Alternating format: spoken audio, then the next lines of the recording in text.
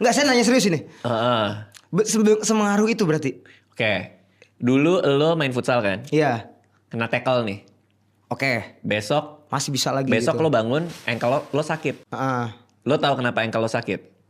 Karena di tackle. Karena di tackle. Di umur-umur gue bangun tidur ankle gue sakit. Tidak ada yang terjadi kemarin. Emang dia mau sakit aja.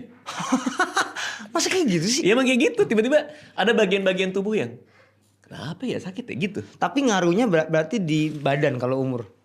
Buat gue iya. Oh bahaya. Buat gue iya. Gue lagi mata kering lagi. Karena dengan umur itu kualitas air mata berkurang. Sehingga mata gampang kering. Terus gimana? Ya itu kondisi yang harus kita terima. Jadi harus tetes mata. Gue baru aja Loy. Setelah bertahun-tahun akhirnya gue menebus kacamata plus gue. Akhirnya gue punya kacamata plus di rumah. Karena mata gue baca deket udah gak bisa. Lu harus iya kalau baca deket gak bisa. Gue harus jauh. Ini gak kebaca nih. Ya itu kalau begitu siapa sih yang kebaca? Lagian orang-orang sedekat itu siapa yang kebaca? Coba ngomong sama saya sini. Iya.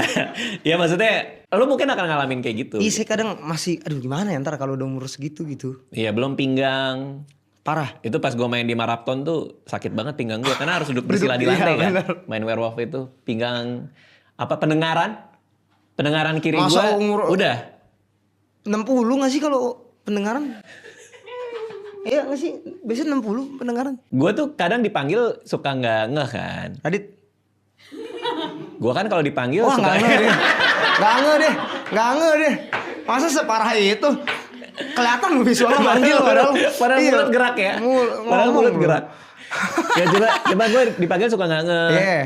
Nah ternyata gue akhirnya ke dokter ke THT. Karena istri gue bilang coba kamu cek deh.